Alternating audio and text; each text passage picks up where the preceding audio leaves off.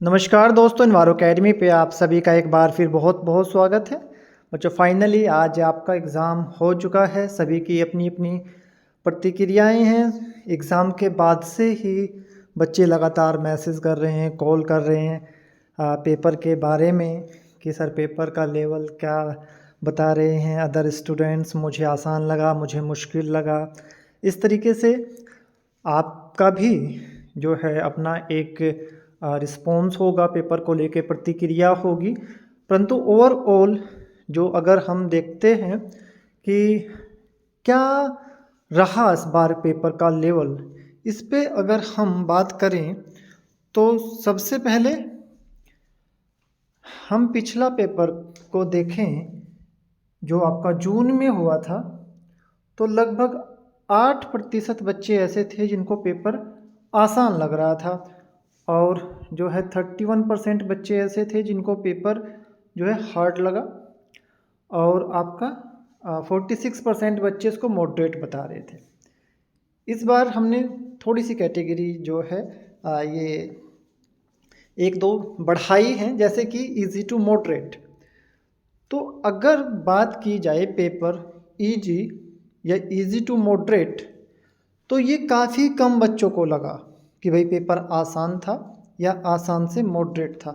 Moderate to hard, moderate और hard, यहाँ पे मैक्सिमम बच्चों की अपनी अपनी प्रतिक्रियाएं हैं। लगभग 650 बच्चे जो है ने ये अपना रिस्पॉन्स दिया है।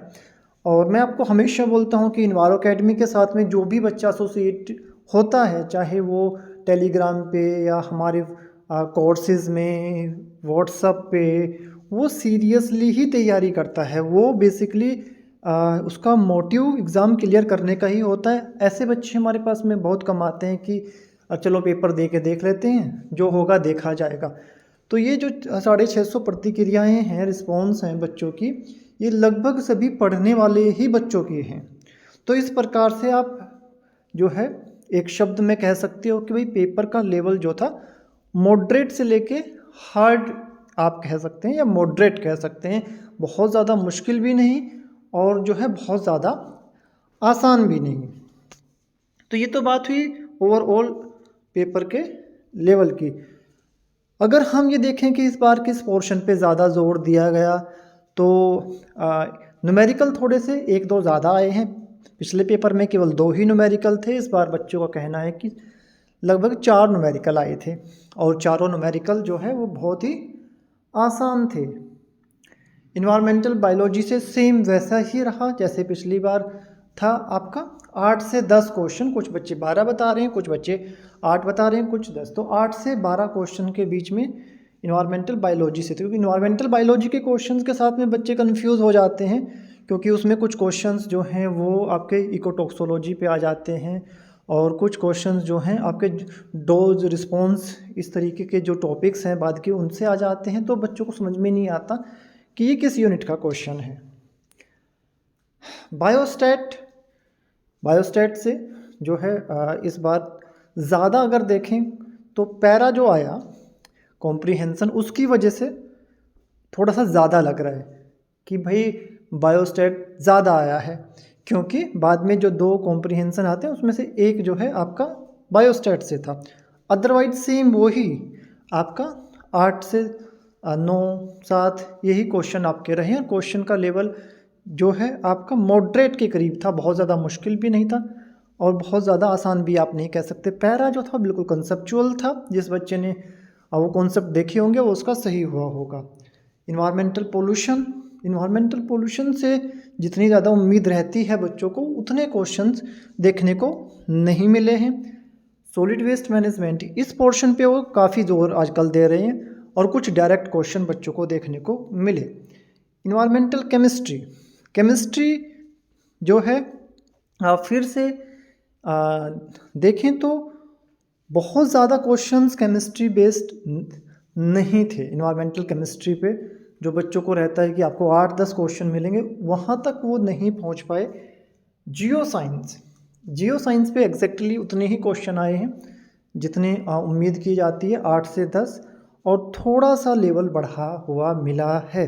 बच्चों को। तो क्वेश्चन जो है इसके मॉडरेट टू हार्ड लेवल के आप कह सकते हैं मिनरोलॉजी पे, क्योंकि आजकल जियो साइंस में जो फोकस रह रहा है एग्जामिनर का वो मिनरोलॉजी पे ज़्यादा है। जो बाकी उसके टॉपिक्स हैं, हाइड्रोलॉजी हो गया आपका, सोयल साइंस हो गया आपका, डिजास्टर मैनेजमेंट हो गया आपका, तो वहाँ से क्वेश्चन थोड़े कम आ रहे हैं। मिनरोलॉजी पे ज़्यादा फोकस वो डाल रहे हैं, और मिनरोलॉजी पे भी कुछ क्वेश्चन बहुत ही हाई लेवल के आ जा रहे हैं। इस वजह से बच्चे तो थोड़े से आप ये कहिए कि घबराहट में आ जाते हैं, क्योंकि उनको लगता है कि भाई हाँ, मेरा जियो साइंस के क्वेश्चन जो है गलत हो रहे हैं। वो तो एग्जैक्टली तभी पता चलेगा जब पेपर आएगा, बट बच्चों का कहना था सर मिनरोलॉजी से क्वेश्चन इस बार भी ज़्यादा आए थे।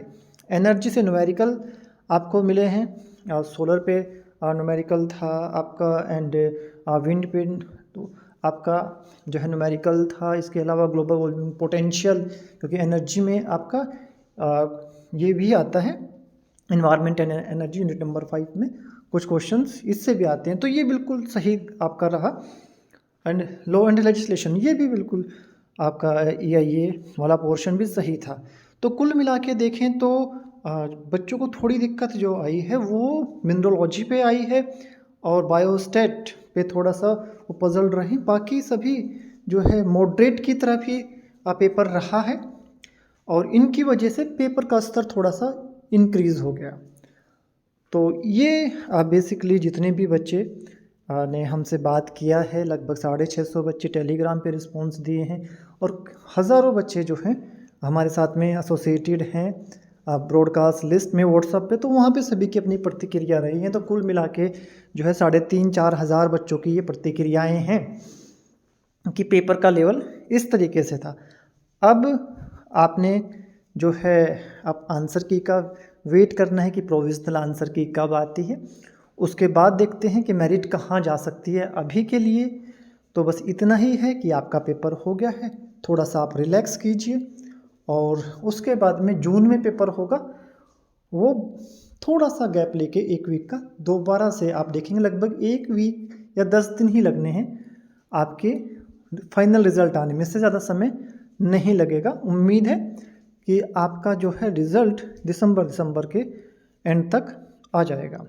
तो आपका पेपर कैसा हुआ, आप अपनी प्रतिक्रिया दे सकते हैं, यहाँ पे दे सकते हैं, कमेंट बॉक्स में बता सकते हैं, अदरवाइज़ आप व्हाट्सएप पे भी बता सकते हैं। अगर आपका कोई इस तरीके का कोई क्वेश्चन आपको लग रहा है कि जो थोड़ा अलग था, वैसे पेपर पे कौन सा पेपर क्वेश्चन पेपर में ऐसा है, अलग है, चैलेंज कर सकते हैं, वो सभी पेपर के बाद ही पता चलेगा। तो मेरे अकॉर्डिंग तो आपको उस पर ज़्यादा अब ना सोचना चाहिए, और ना ही ज़्यादा समय ख़राब करना चाहिए, क्योंकि जितना आप इन चीज़ों में समय ख़राब करेंगे, आपके लिए ये जो दिन हैं आप प्रोविज़नल आंसर की आने तक के, वो बहुत ही ज़्यादा घबराहट में गुजरेंगे।